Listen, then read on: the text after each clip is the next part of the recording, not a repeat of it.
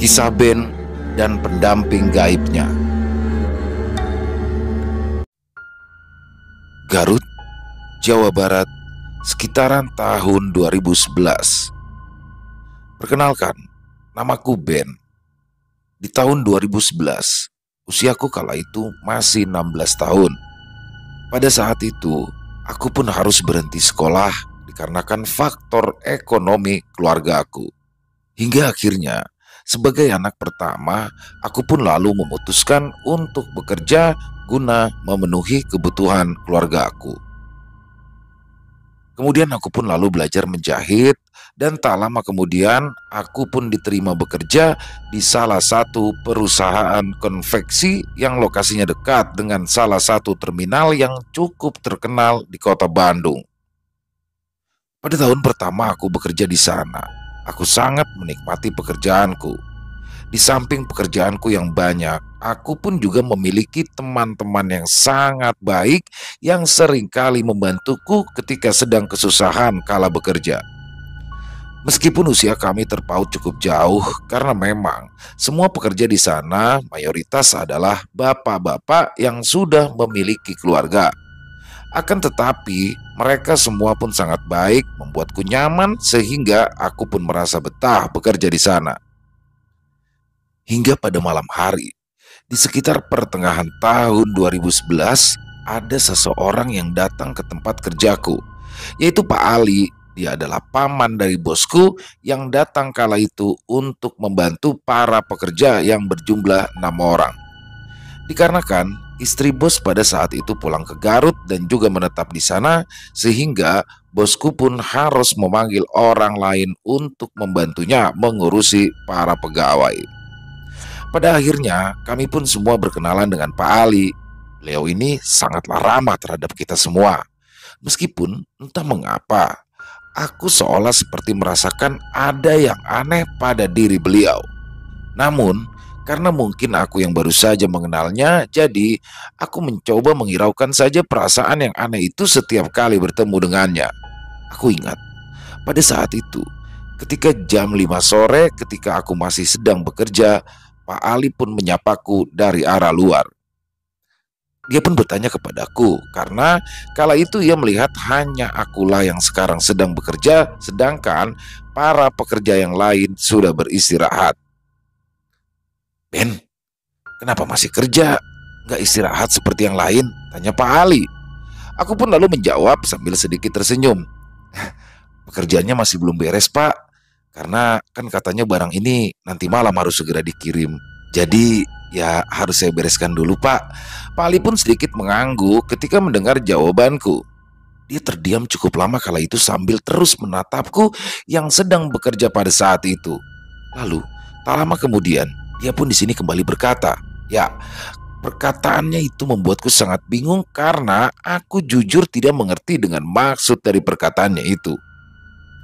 Ben, sepertinya ada yang mau bicara padamu, Ben, kata Pak Ali dengan nada yang pelan. Siapa, Pak? Tanyaku. Pak Ali pun sedikit menggelengkan kepalanya sambil tersenyum dan dia pun kembali menjawab pertanyaanku secara pelan. Tidak tahu, Ben. Tapi setiap kamu sendirian, dia itu selalu muncul, nungguin tuh di depan pagar.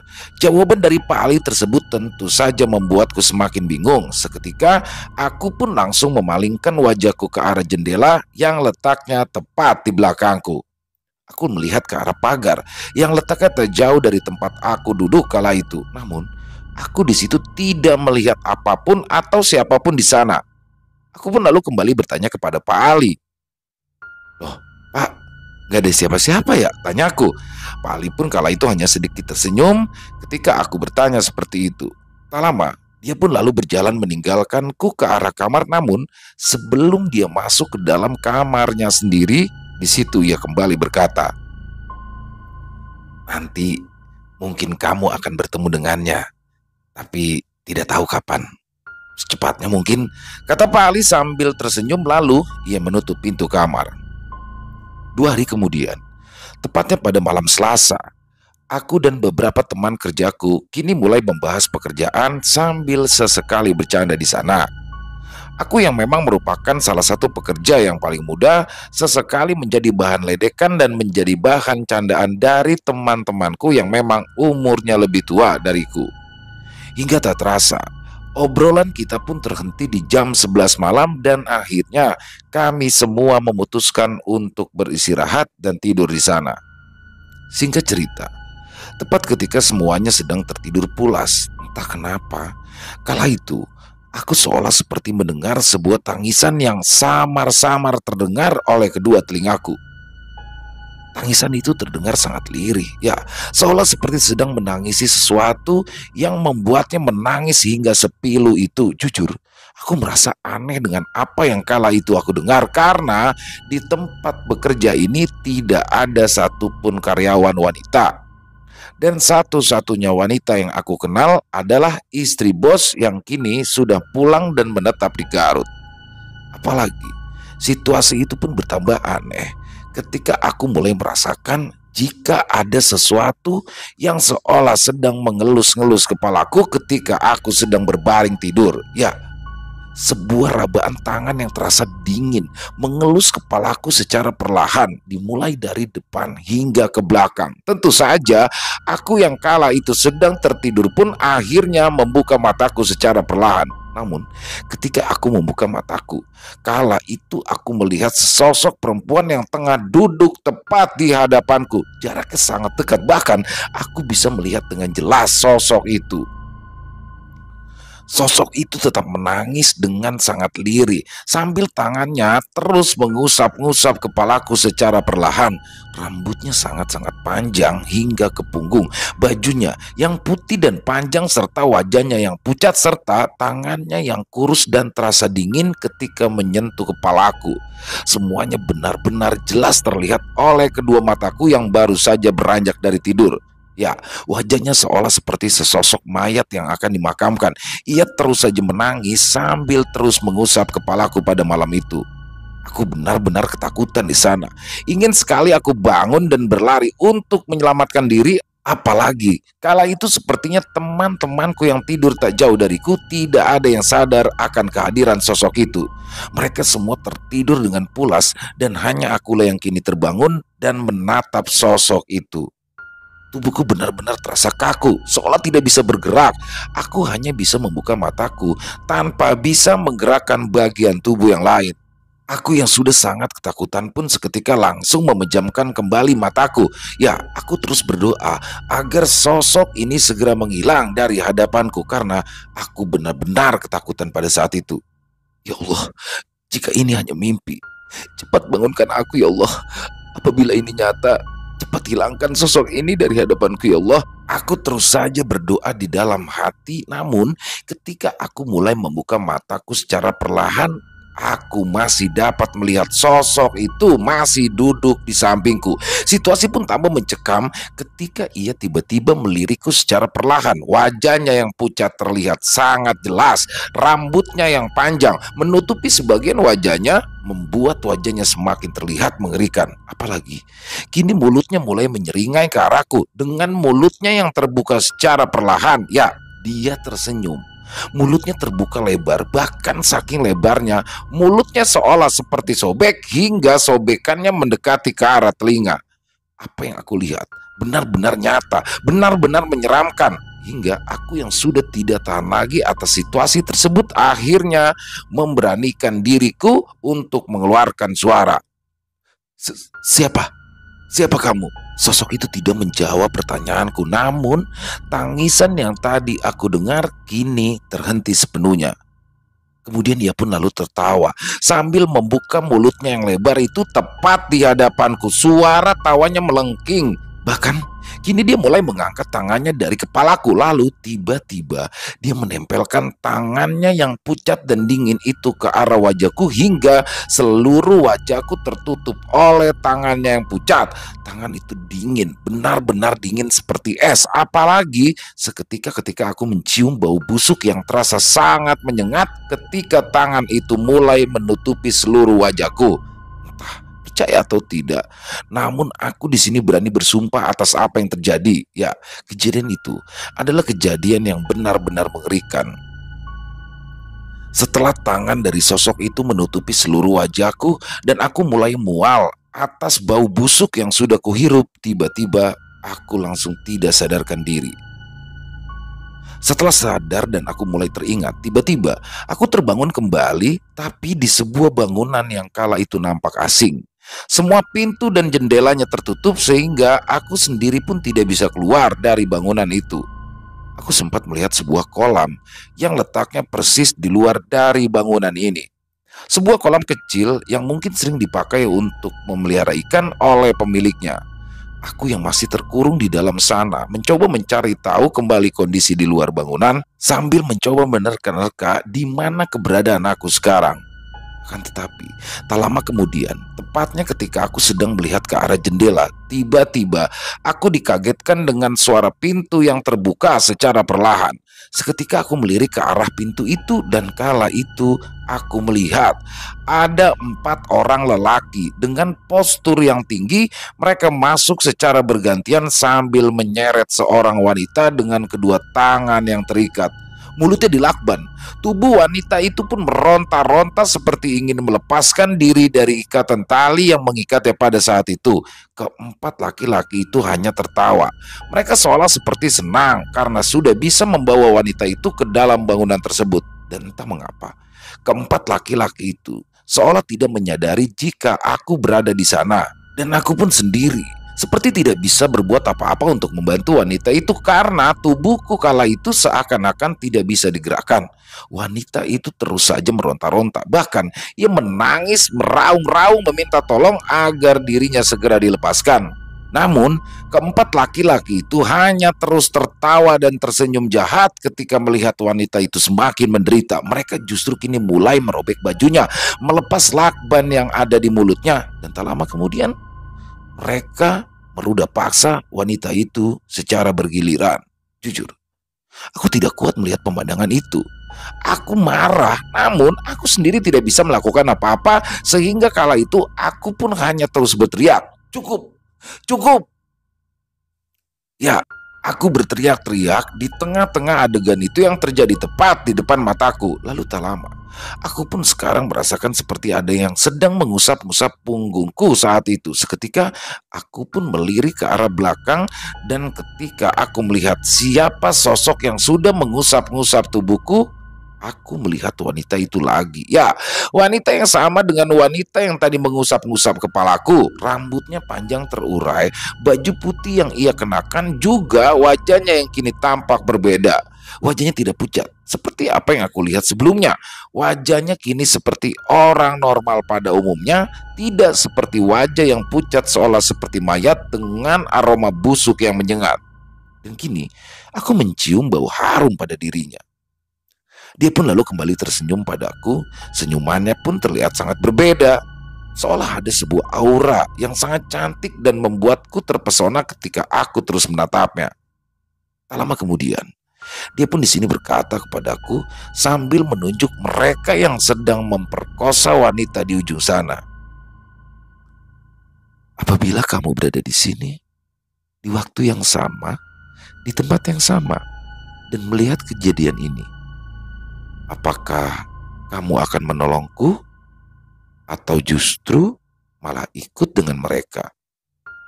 Hah? Menolong?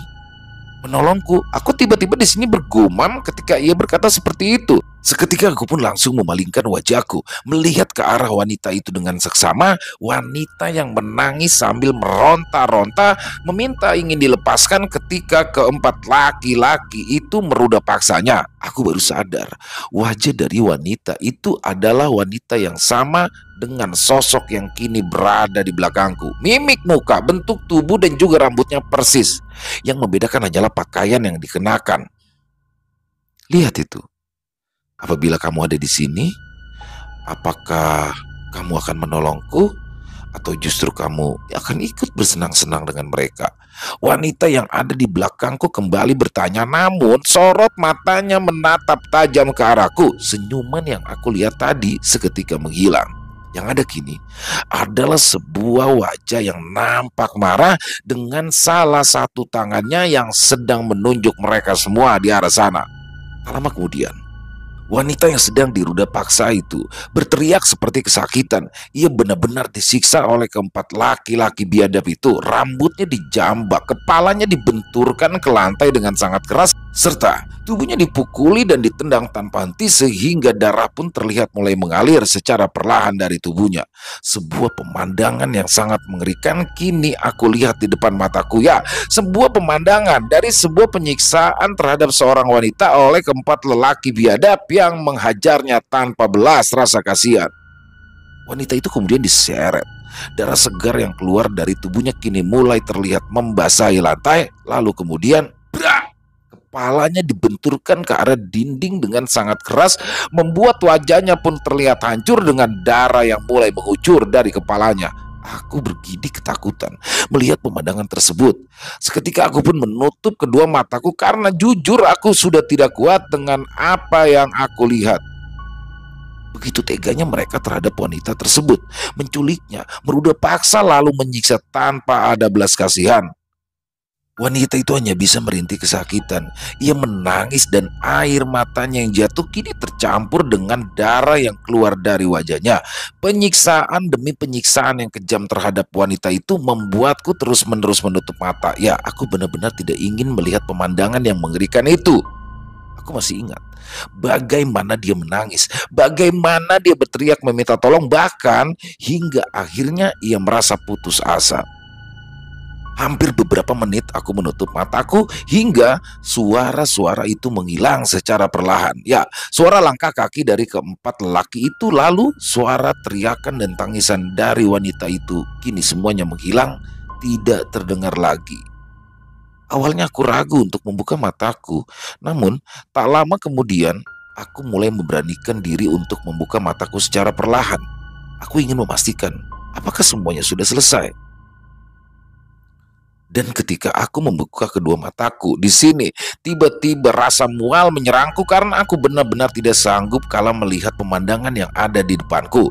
Sosok wanita itu kini tergeletak tak bernyawa dengan tubuh tanpa selai benang pun.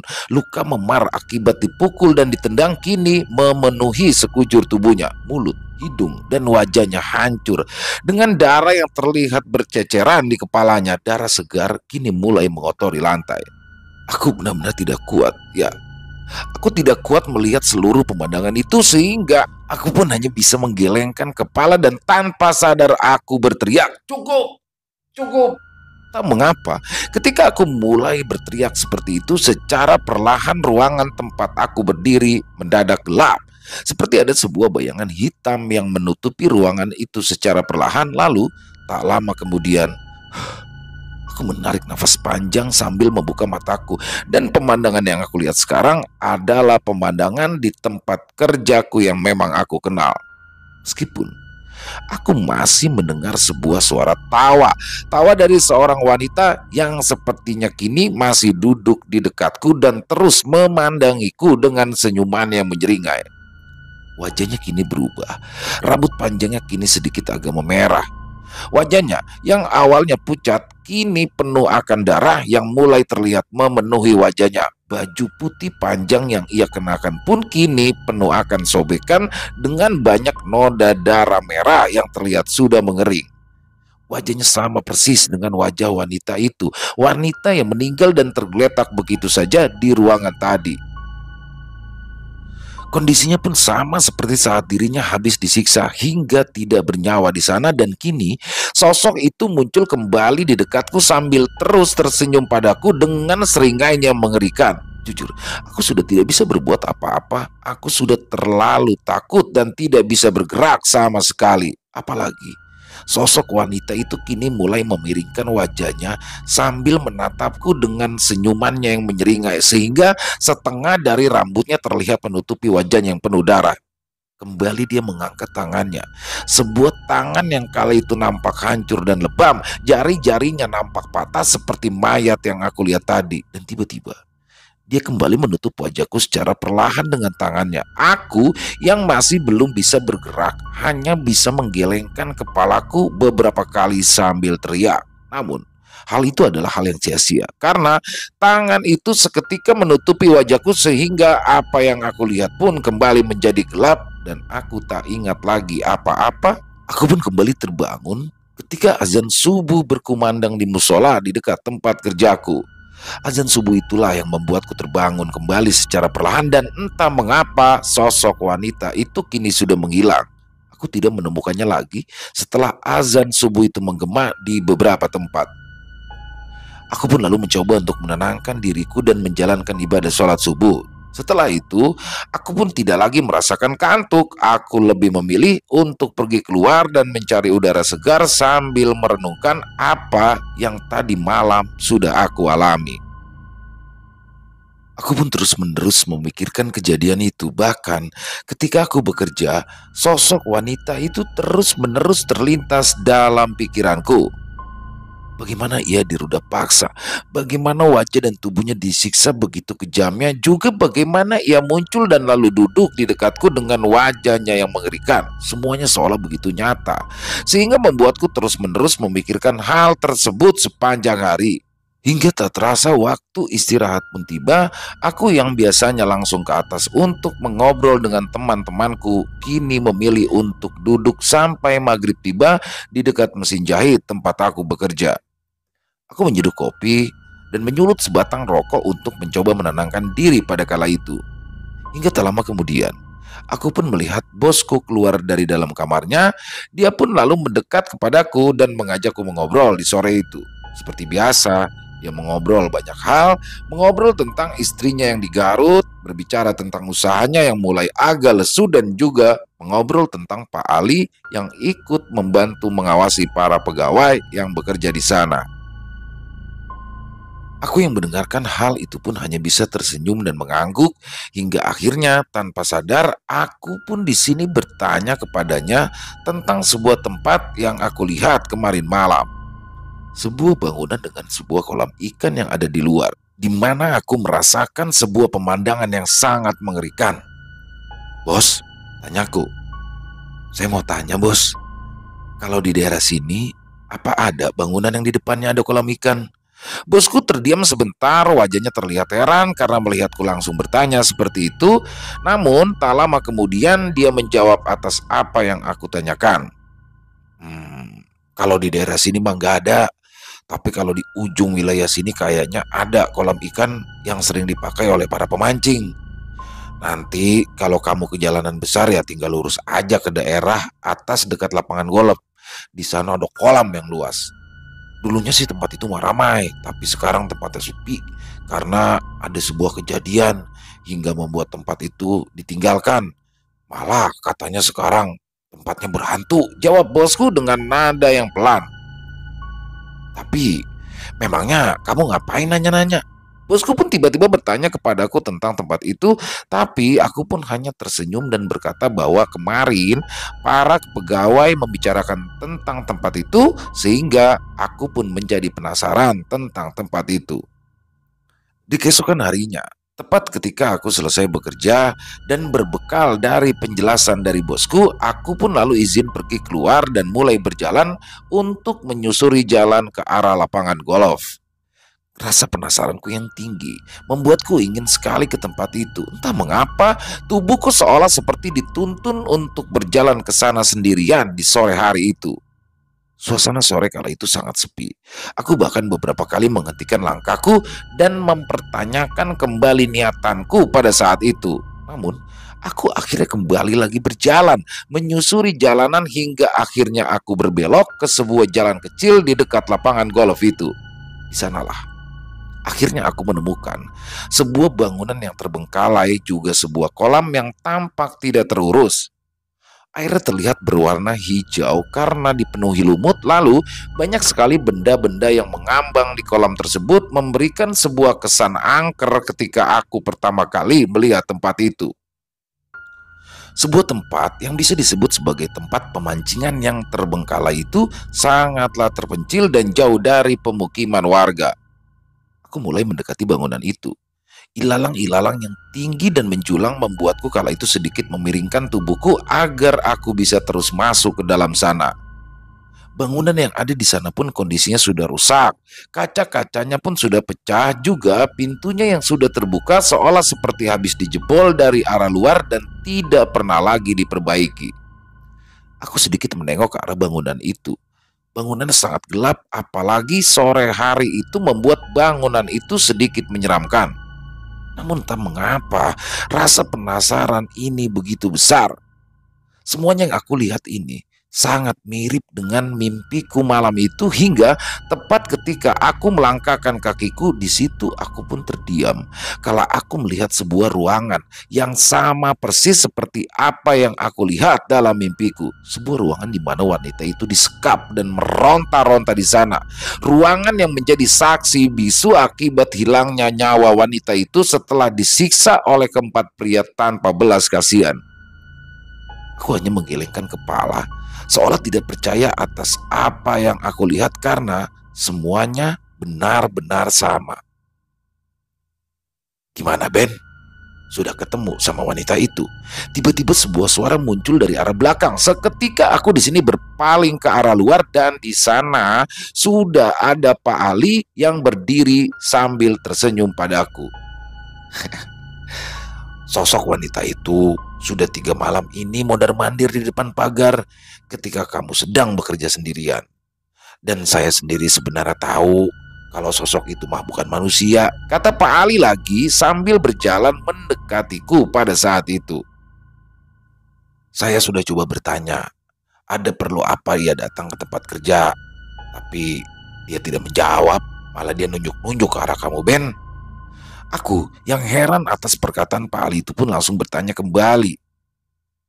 Kenapa sosok itu ingin bertemu denganku? Tanyaku.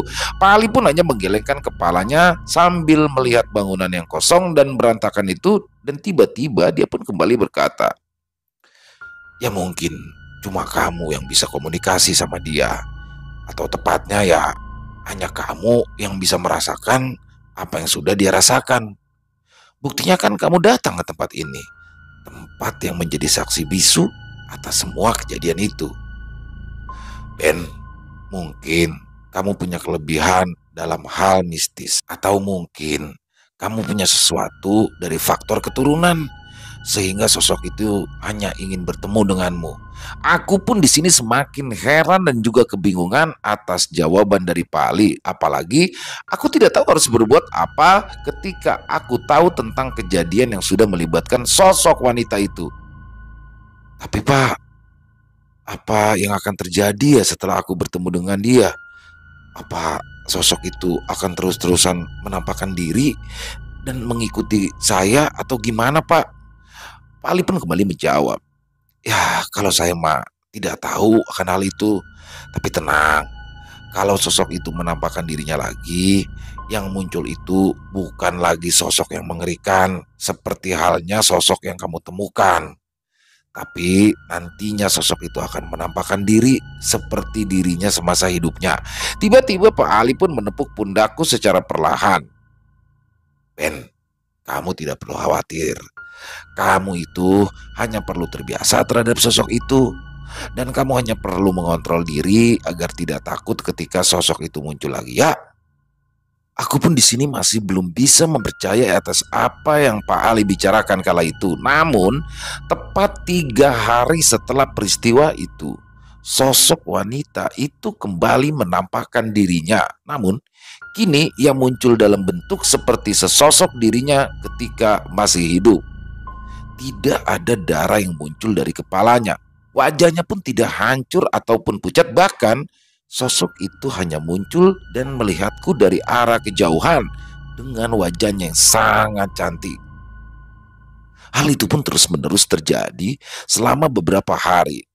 Sosok itu akan muncul ketika aku sedang sendirian atau ketika aku sedang beristirahat di tempat kerja. Kejadian itu terus-menerus berlangsung, bahkan ketika aku dan teman-teman kerjaku berencana untuk menonton sebuah acara karnaval di Gedung Sate Kota Bandung. Malam itu, kami sangat menikmati acara tersebut. Apalagi aku yang berasal dari kampung dan bisa melihat pertunjukan yang sangat meriah itu. Singkat cerita, Ketika aku akan pulang kembali ke tempat kerjaku, beberapa temanku menyuruhku untuk membeli kopi sehingga mau tidak mau aku pun harus masuk lagi ke lapangan gazebo dan mencari tukang kopi untuk mereka. Setelah mencoba mencari selama beberapa menit, akhirnya aku pun menemukan satu dan akhirnya aku berlari menghampirinya dan membelinya untuk teman-temanku yang sudah menunggu di pinggiran jalan sambil menunggu angkot datang. Tak lama kemudian, kopi yang sudah diseduh itu akhirnya aku bawa. Akan tetapi, ketika aku sampai ke tempat yang dituju, aku tidak menemukan teman-temanku pada saat itu. Jujur, aku mulai panik di sana. Seketika, aku pun mencoba menelpon teman-temanku dan bertanya di mana keberadaan mereka. Mereka pun lalu menjawab bahwa mereka sudah naik angkot duluan dan sengaja meninggalkanku di sana sambil tertawa. Seketika, mereka pun lalu menutup panggilan telepon itu dan meninggalkanku sendirian dengan satu gelas kopi yang masih kupegang. Aku benar-benar merasa kesal dan tidak bisa mentolerir perbuatan dari teman-temanku ini, apalagi aku yang benar-benar tidak terlalu tahu di daerah sini. Aku hanya ingat satu angkot yang aku naiki dan setelah itu aku tidak tahu lagi harus naik angkot mana untuk bisa tiba di tempat kerjaku.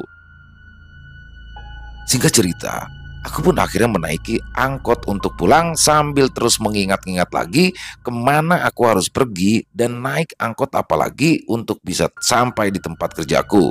Akhirnya aku pun sampai ke sebuah perempatan di mana di sana aku harus turun dan naik angkot lagi yang lain untuk sampai ke tempat kerjaku. Aku hanya bisa duduk terdiam di trotoar. Angkot yang berlalu lalang pada malam itu sungguh membuatku kebingungan karena ini adalah sebuah perempatan jalan di mana di sana banyak sekali berbagai angkot dengan jurusan yang berbeda-beda. Ketika aku sedang duduk sambil terus menatapi jalanan lalu lalang kendaraan di perempatan itu, tiba-tiba aku pun lalu dikejutkan dengan sebuah suara wanita yang terdengar di kupingku. Ya, suaranya sangat merdu sehingga aku pun seketika langsung menoleh ke arahnya. Aku antarkanmu pulang ya. Mataku terbelalak. Aku tidak bisa berkata apa-apa ketika aku melihat ada sosok wanita yang kini duduk di dekatku dengan posisi yang sangat dekat. Dia tersenyum sambil melihatku pada saat itu. Bahkan ia pun kembali berkata, "Maaf ya, mungkin kehadiranku membuatmu takut sehingga kamu menjadi terganggu." Aku pun hanya terdiam tanpa bisa menjawab perkataan dari sosok wanita tersebut. Seketika wanita itu pun lalu berdiri. Dia kembali menoleh ke arahku dan mengajakku untuk berdiri dan mulai berjalan menyusuri trotoar di pinggir jalan pada malam itu. Dan entah mengapa aku seolah tidak ada perasaan takut pada diriku malam itu. Aku malah justru terus mengikuti ajakannya dan mengikuti apa yang ia katakan. Dia terus berjalan dan aku pun mengikutinya dari arah belakang hingga tanpa terasa aku pun sudah sampai di depan pagar tempat aku bekerja. Sosok itu pun hanya terdiam begitu saja ketika aku mulai masuk ke dalam tempat kerjaku. Lalu tak lama kemudian dia pun kembali tersenyum. "Maaf ya jika aku terus mengikutimu." Tak lama kemudian ia menghilang secara perlahan setelah ia berbicara seperti itu padaku, dan setelah itu aku seperti terbiasa dengan kehadiran sosok wanita itu. Ya, sosok wanita itu terus saja mengikutiku dari tahun 2011 hingga berakhir di tahun 2019. Tepat ketika aku menikah dengan salah satu wanita idaman yang kini sudah menjadi istriku.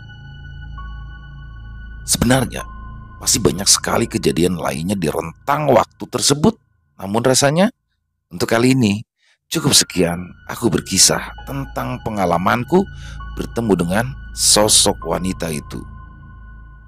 Selesai. Wow, luar biasa kisah dari Ben ya. Jadi Ben ini adalah salah satu subscriber kami yang berasal dari Garut, tapi pengalaman ini ia dapati ketika ia bekerja di daerah Bandung, Jawa Barat. Jadi luar biasa kisahnya, dan kisah ini ditulis, disempurnakan oleh MC Dik, salah satu penulis asal Bandung Selatan juga. Jadi memang sengaja kami lempar ini ke penulis yang sama-sama berasal dari Bandung supaya dapet ya feel-nya. Dan keren banget kisahnya. keren banget, banyak sekali pesan-pesan moral yang bisa kita ambil di situ. Dan yang pasti sih, kalau saya pribadi mungkin lebih seru lagi ya kalau sampai dijelaskan kan di akhir kisah itu, sosok wanita itu benar-benar meninggalkan Ben ketika Ben sudah menikah. Kayaknya mungkin ada part 2 kali ya buat Bang Ben di Garut. Mungkin bisa dikisahkan lagi bagaimana sih dia pergi meninggalkannya dan pasti kan setelah bertahun-tahun mengikuti itu pasti ada kisah-kisah di sana, dan pasti perpisahannya juga mengharukan harusnya. Tapi overall kisahnya keren banget. Dan semoga saja kisah tadi bisa menghibur para teman-teman pecinta penikmat horor, lebih khususnya lagi kepada subscriber dari channel Ilo Bercerita. Dan silakan buat yang suka dengan videonya bisa diklik tombol like-nya, tombol jempolnya. Buat yang punya pendapat lain ya, silakan bisa dituliskan di kolom komentar ataupun hanya sekedar saling menyapa. Insya Allah kami akan menjawabnya satu persatu. Sekali lagi kami ucapkan terima kasih kepada seluruh teman-teman yang sudah mendukung channel kami, yang sudah selalu setia di setiap harinya bersama kami. Karena kehadiran teman-temanlah kami selalu bersemangat dalam berkarya di setiap harinya. Dan mungkin buat teman-teman ya yang mau seperti Ben dari Garut tadi, yang apabila ingin kisah horornya, pengalaman pribadinya dibawakan di channel kami, silakan bisa dikirimkan ke kami ke nomor telepon yang ada di bawah sini. Bebas ya, dalam bentuk tulisan boleh, dalam bentuk rekaman suara boleh, senyamannya teman-teman aja. Dan buat yang sudah mengirimkan kami ucapkan terima kasih. Buat yang sudah mengirimkan kisah tapi belum sempat dibawakan, harap bersabar ya, karena masih harus melalui proses penggarapan dulu agar lebih enak, lebih nikmat didengar oleh teman-teman yang lain. Dan itu aja. Sekali lagi, oh ya, buat yang belum subscribe dong, diklik dulu tombol merah subscribe-nya. Dan lonceng notifikasi juga jangan lupa diklik ya, agar teman-teman selalu mendapatkan notifikasi di setiap harinya, di setiap malamnya. Untuk Ilo Bercerita ini kita upload di setiap jam 9 malam waktu Indonesia Barat. Dan di akhir kata saya Ilo mengucapkan permohonan maaf apabila mungkin dalam pembawaan kisahnya tadi ada kata-kata saya yang salah ataupun ada kata-kata saya yang kurang berkenan di hati teman-teman. Saya mohon dibukakan pintu maaf yang seluas-luasnya, karena saya hanyalah manusia biasa, tempatnya salah dan dosa.